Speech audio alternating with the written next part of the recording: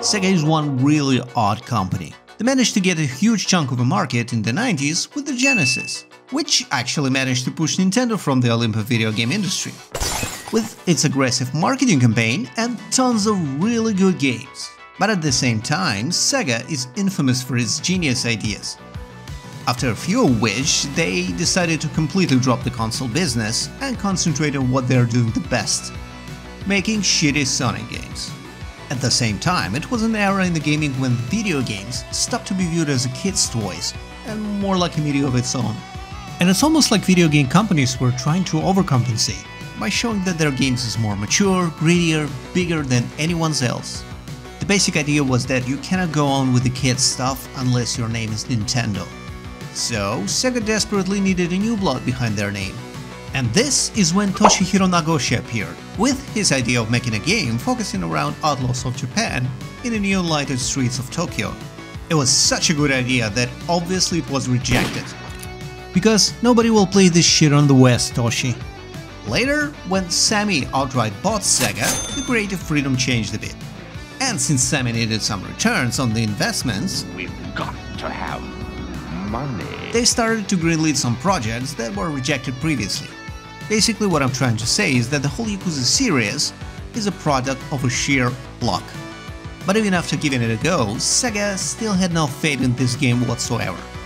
And only after sales reached 1 million of copies sold, they finally started to realize what they got. But what is Yakuza actually, you ask? Well, it's about time we dive deep into it and actually check if it's as good as everyone keeps telling you. And right at the beginning we have a choice. On one hand, we have Yakuza original game from PlayStation 2, but on the other hand, we have Yakuza Kiwami, which is a remake of the first Yakuza game on the modern engine. Honestly, sure, there are differences between these two games. Except for the obvious one, it's additional storyline of Nishiki, more of Majima, different camera angles, music rearranged. But in general, it's the same game. Or at least the story is the same. So not to make your eyes bleed, let's go with Kiwami.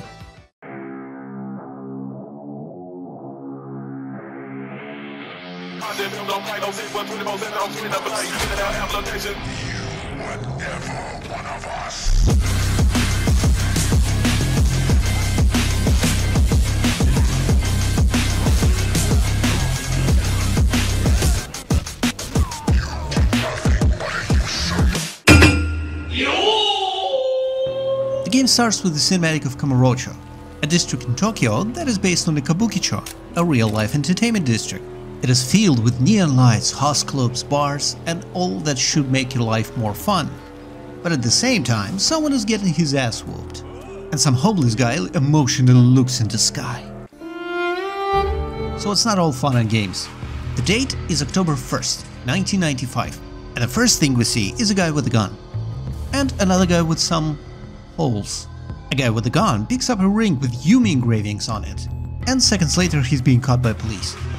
No explanations on what's going on, it just immediately cuts to a previous date. We see two guys in the car. They came to collect some money, and we'll finally learn that one guy's name is Kiryu Kazuma. His friend is Shinji Tanaka. They are both from Tojo clan of Dojima family. Okay, a little side note, not to confuse you more than required, you can simplify it like this. There is a family, which is like a separate band with their own leader and lieutenants. And then there is a clan, which is a combination of all families. And on top of the whole organization, there is Oyabun, which usually leads the whole clan solo, and his decisions are law. It's not like 100% accurate, but enough for understanding. Anyway, Kiryu and Shinji came to collect some money from a loan shark that got a little too greedy. Total amount of money owed is 200 million yen.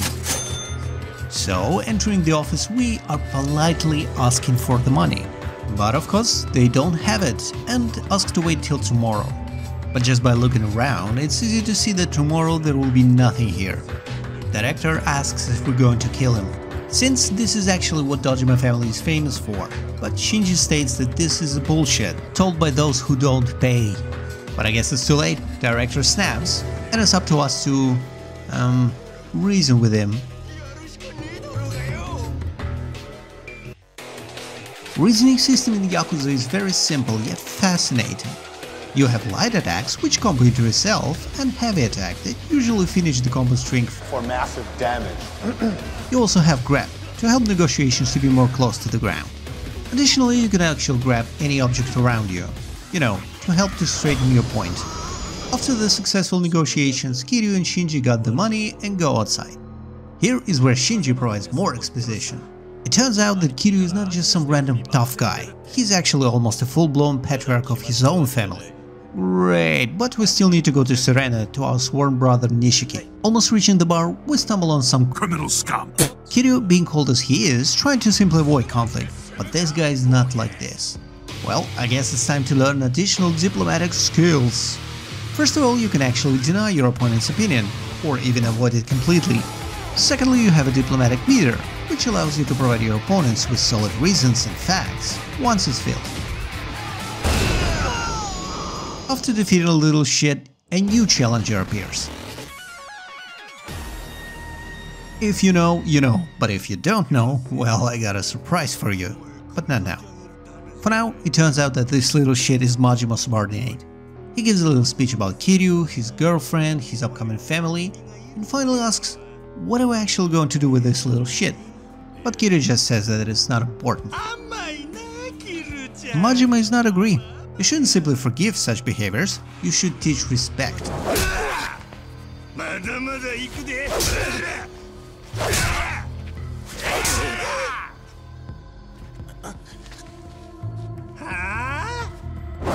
Last second, Kiryu stomps Majima, and it looks like this conflict is finally resolved, but Kiryu couldn't just keep his mouth shut. He tells that he's going to do things his way, without making people respect him. To put it lightly, Goro is not a fan of such talks. And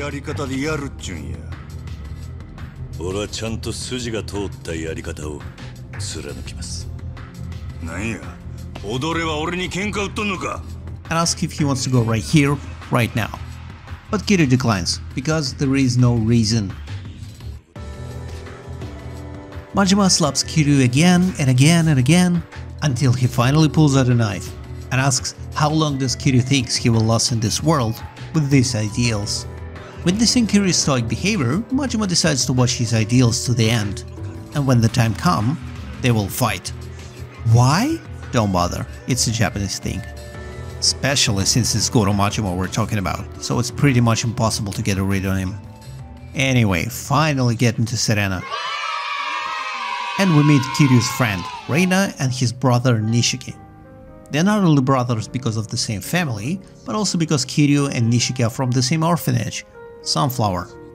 They start to talk about the Kiryu's upcoming family, but Kazuma tries to change subject to Nishiki's sister. You see, she's in a hospital and will have a surgery next month, which would be her last. Last in either case, because if it will fail, she will not have another chance. At this moment, Yumi comes in. Yumi is also from a Sunflower orphanage, and so is very close with both Nishiki and Kazuma. We see a ring on Yumi's hand and get a little flashback. A few months ago, during one of visits, it looks like Kiryu forgot about Yumi's birthday. And Reina, being subtle as a brick through a window, proposed to get a ring. And it's a super annoying chain of events. First, you need to go to jeweler store to get a ring. Then, it is getting stolen by a random pickpocketer. You need to find him throughout the whole neighborhood, beat the crap out of him, only to find out that this little shit already sold it. And not only that, he already spent all the money on lottery tickets. NANI? Go into the pawn shop, and of course owner does not believe that this ring is ours. So now we need more money to get our ring back. Finding Shinji to get money, going back to the shop only to find out that the owner increased the price. Looking again for Shinji to get more money, and finally getting our ring back. For free. I hate this shit. With passion. But at least Yumi got the ring, I guess. Anyway, back to the story. After the night of drinking and talking, Kiryu wakes up to see that no one else there. Well, I guess we also need to go, at least to drop the case. Yeah, we still got the case with 200 mil. On the street we meet Tamura and Aoki, they are informant of the city. Good for you guys, but I need to go back to the office. Office belongs to Shintaro Kazuma, who, if you played PlayStation 2 version, for some fucked up reason was called Shintaro Fuma. Maybe they read his name incorrectly, or maybe it's because Kazuma and Kazama sounds too familiar. I don't know. But let's agree, I'm going to call him Shintaro Kazama. And Kazama, he praises us for our outstanding negotiation skills. And again starts to talk with Kiryu about upcoming family. But suddenly, a phone call. Apparently it's Shinji, and he is calling specifically for Kiryu. Turns out that Dojima himself, you remember that we're in Dojima family, right? So, Dojima himself took Yumi by force, and Nishiki went after them. Kazama tells Kiryu to calm the fuck down. So obviously Kiryu, having so much respect for Kazama, he immediately just goes there. In the middle of the street we bump into Hirata. You know, the director from yesterday. He wants to renegotiate our deal, and this is whole Yakuza. It doesn't matter where you're going and how important is that, there will be like a million side quests, random encounters, events that will stop you right on your track. Anyway, after proving our point, we're finally come to Dojima office. But it's looked like it's too late. Nishiki with the gun kneels before dead Dojima, and Yumi is covering the corner. Both are shocked, but if Yumi is completely silent, Nishiki starts to realize what he has done. Not only he killed the maid man, he actually killed the patriarch. Knowing that time is of the essence, Kiryu decides to change the fate. He tells Nishiki to take Yumi and get out of here. Get out of here. At first Nishiki tries to argue, but not too hard. And well, that's the first cinematic for you. Kiryu is being interrogated by Detective Mako Datte, who is actually quite a good detective, so he doesn't take shit from Kiryu. Kazuma tries to tell that he needed money, that's why he killed Dojima. But Datte finds it hard to believe. He knows who Kiryu is. He's not some low-rank goon, no, he's a man who almost had his own family. So lack of money sounds... That's very unlikely. But at least Datte's partner is happy to hear Kiryu's testimony. And long story short, Kiryu got 10 years. And the first person to visit us is Shinji. Yeah, not Yumi or Nishiki, but Shinji. He brings letter of expulsion, which surprises Kiryu a lot, because it's kinda light for killing a patriarch. Also, it looks like something is bothering Shinji, and finally he cannot hold it anymore. He tells that Yumi is missing. After the shooting, she couldn't remember anything, not Kiryu nor Nishiki. And after that, she completely disappeared from the hospital. Well, that explains Yumi at least. After that, the prison life begins. During one of the fests, Kiryu is getting attacked by a fork boy. Huh, very intimidating, but...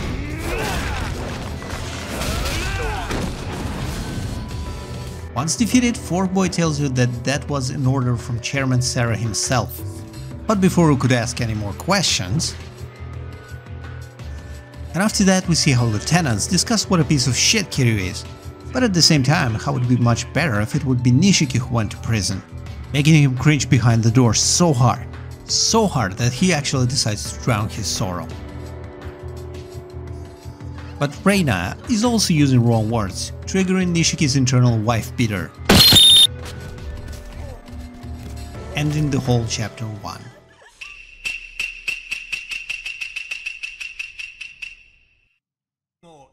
Ten years later, and Kiryu finally receives his first letter. It is from Kazama. And in this letter, he tells us that Tojo clan has changed a lot, so we should manage our expectations. Oh yeah, and we should also visit the Stardust Club. We're shown the meeting of all family heads in Tojo clan, and apparently it's a very important one. But it's not Chairman Sarah who gathered them all here. It was Nishiki. Nishiki is one of the patriarchs of Tojo clan now, and he asked Chairman Sarah directly if all money of a clan, whole 10 billions of yen, were actually stolen, which obviously upsets everyone, especially this guy, Futoshi Shimano. But Sarah simply says that he will deal with that, and just walks away. And finally, freedom, but not for long. We managed to do only a few steps before being stopped by... Majima? Yeah, well, this starts one of the most interesting yet sometimes frustrating quests to regain our power. Majima claims that Kiryu got soft in the prison and wouldn't be able to survive in Kamurocho the way he is. But fear not, Majima-Nisan will help you to regain your strength. By constantly whooping your ass, of course.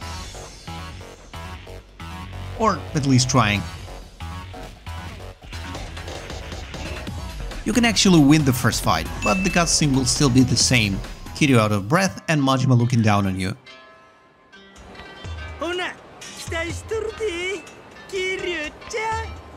Anyway, few more steps and another punk. Ivy is trying to stop you because of your face or something. After negotiations, we find out that he doesn't know where to look for Stardust, but at least he knows where to look for Aoki. Yeah, this guy, you remember, informant. So let's go to Theater Square. First thing, Aoki congratulated us on our release from prison, which kinda odd that he's the only person who do that. And secondly, he mentions Tamura, yeah, the other guy, who actually died during our absence. All these years Tamura kept looking into the death of Dojima because he couldn't believe that Kiryu did it. Until he, well, just disappeared. Right. But we still need to look for Stardust, and finally we have a clear destination. At the entrance to the club, we met a very aggressive guy. He was trying to get rid of us, saying that they don't need protection from anyone. I have no idea what he was talking about, so let's just negotiate.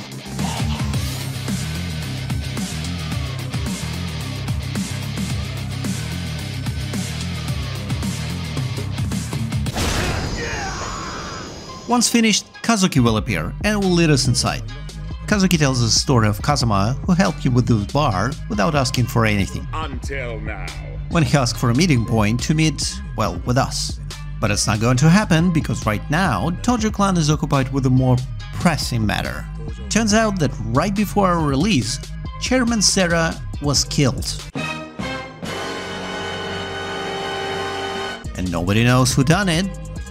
He also mentions that after Dojima's death, his people went to Kazama, so his family was almost untouchable. But a few years ago, a betrayal from family caused the rift, and this traitor was...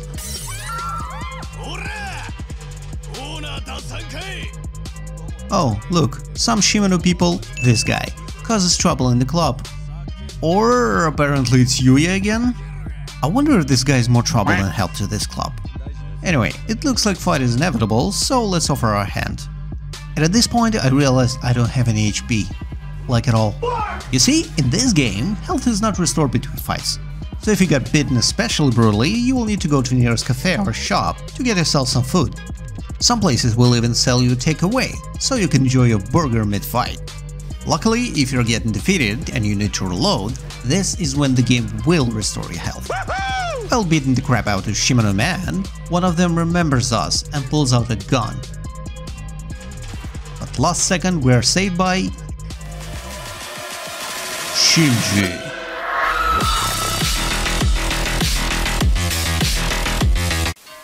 Man, this guy is the most useful side character yet. Okay, now let's go back to our dramatic story. The traitor is... Nishiki. Please be surprised. And Shinji is actually a lieutenant in Nishiki family now. But not by choice, more like a spy from Kazama. But what now? Kazama won't be able to meet us like this, so Kiryu decides to go directly to Sera's funeral and talk with Kazama there. Time for another Nishiki flashback. He's getting his own family and is very grateful and kind of surprised. Kashiwagi also tells him that when Kiryu is released, Nishiki should take him into his family, so he needs to make his family really strong.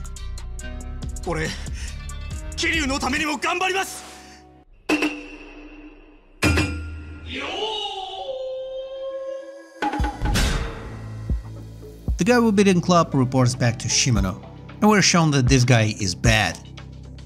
Like, super bad. Later, Kiryu arrives to the funeral using Superman disguise? And this is a stealth level, which is kinda weird, because that's the only level in the whole game, so obviously it's quite shitty. At the end there's a small quest to get a mooring ban, so we could get inside. But here's this cheeky bastard who's trying to stop us, stating that it was a request from Nishiki himself.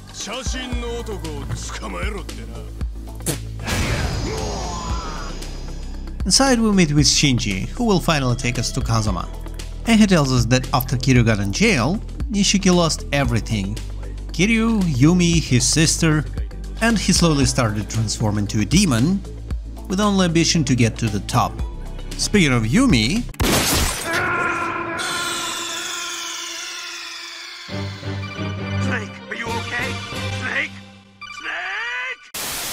Obviously the whole crowd is rushing inside, and what do they see? A known patriarch killer Kiryu is beside another bleeding patriarch. Nothing left to do but escape.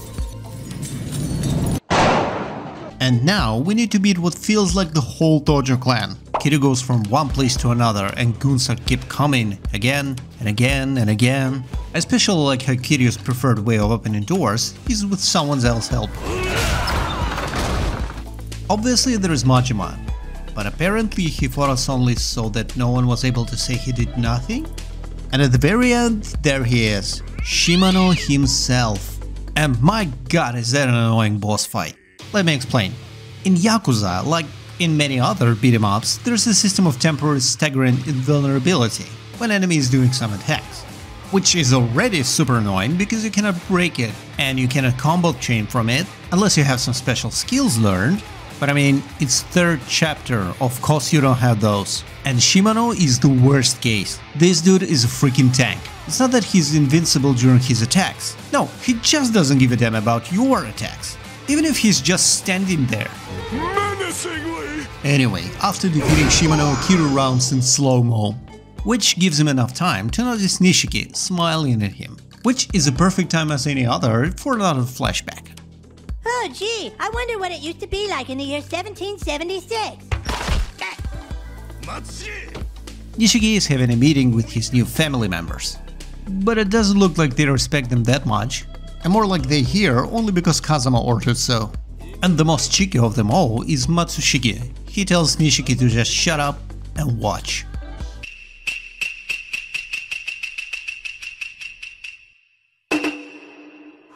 Chapter 4 starts with Kiryu being saved by none other than Makoto Date, and they decided to go to Baku's bar for a talk. Kiryu tells Date everything he learns from Kazama about Yumi and 10 billion yen, and asks why does he save him. Instead of answering, Date just shows him his card. He's in 4th division now, organized crime. And it's all because he kept digging into Dojima's murder, even though he was ordered to let it slide. And now he's investigating the murder of Sarah, and asks Kiryu to help him with it. Not for free, of course, Date offers you a brand new mobile phone. Yay! Again, it's 2005, what did you expect? Anyway, Kiryu decides to go to Serena to visit Reina. Why not? Let's go! Especially since Reina is such a good friend of ours. She also completely forgot the day we were supposed to be free. Kiryu asks if Reina knows anything about Yumi, but she couldn't tell anything new. The one little small detail she mentions is that a few years ago a woman named Mizuki appeared, claiming to be Yumi's sister. Apparently they were separated at birth and she just wants to follow Yumi's steps. So she worked for Reina for 4 years. But after that she just decided to open her own bar. With blackjack and hookers! And this bar's name is Eris. Of course, being such a great bar, nobody knows where to look for it. But Reina gives us another tip. She tells us to go to Baku's bar, because the barkeep there knows all the restaurants and bars around. God damn it, we just came from Baku's. Well, at least I know the way. Going back to the bar and we see a horrifying scene. Everyone is killed, and the killer is still there.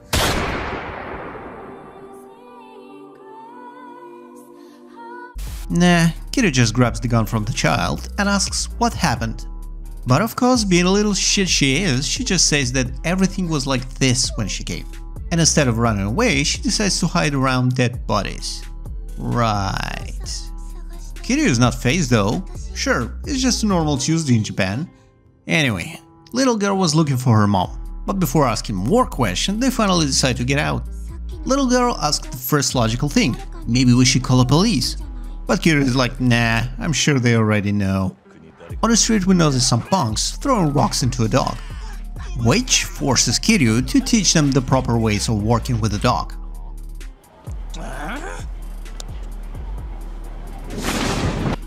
Ow! Fucking fascist!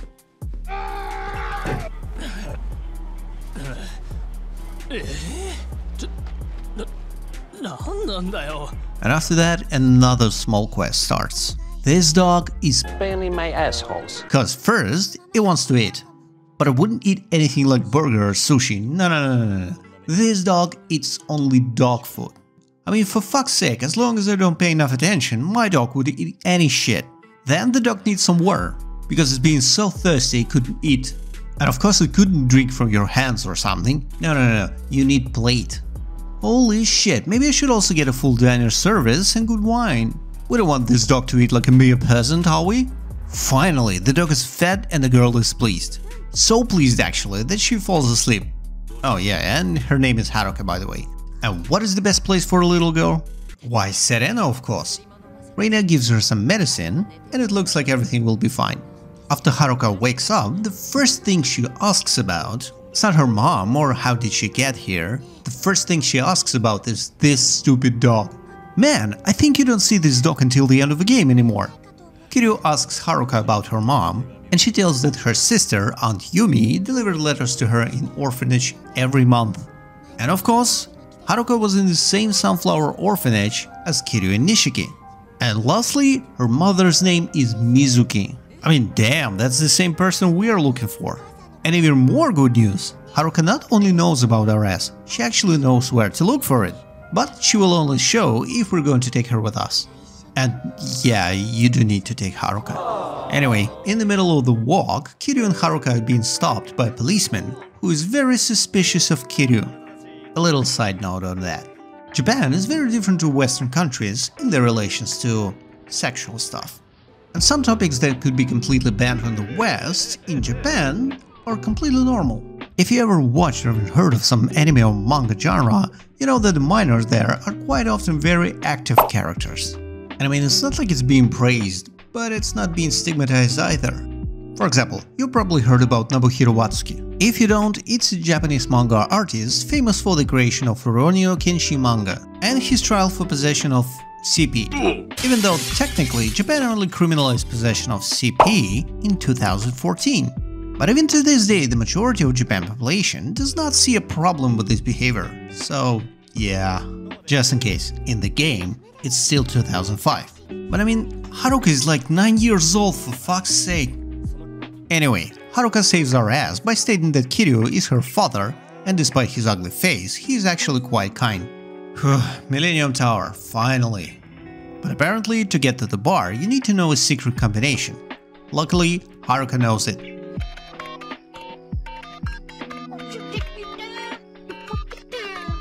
And there's no one there. There's only a picture of Mizuki. And Haruka decides to show us the pendant. Cool. Right after that, the group of people come. They are led by Hiroshi Hayashi from Omirengo. But before he was able to tell us what's going on, Kiryu got a phone call. It's Data, and he says that he knows who stole 10 billion yen. Most likely, it was Yumi, because her ring was found on a crime scene. I thought Data was investigating the murder of Sarah, not the stolen 10 billion yen. Whatever, he just asks us to go back to Serena to talk it over. Hanging up, and now we can talk with Hiroshi. And he actually wants Haruka. I mean, again, she's 9 years old, for fuck's sake. Of course we're not going to leave her, but Kiryu makes a rookie mistake by knocking out everyone. So there's no one to ask why do they need Haruka. Whoops. And it's time for another flashback from Nishiki. I don't really know what I'm supposed to be doing. Nishiki is talking with the doctor who says that the surgery is probably going to be useless for his sister. And the only option to save her life is heart transplant. But obviously it's not so easy. First, there is a long line, and secondly, it's not going to be cheap. There's always a second option. Doctor is offering us to buy a heart from the organ broker, and it will cost 30 million yen. Nishiki goes back to the office and growls before Matsushige, asking him to do anything but gather 30 millions, which makes Matsushige very, very happy.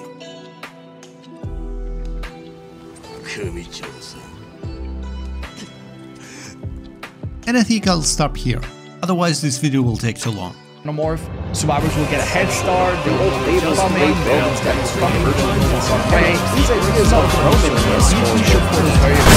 Man, this game took too long. I had to capture footage like 4 times. First time the motherboard died and took all the drives with it. Second, the SSD I bought died right after I finished the game. Third time the Windows decided to take a turn. And since I only had one SSD, well, fourth time was okay. And what can I say? Good thing it's a good game. but man, it took forever.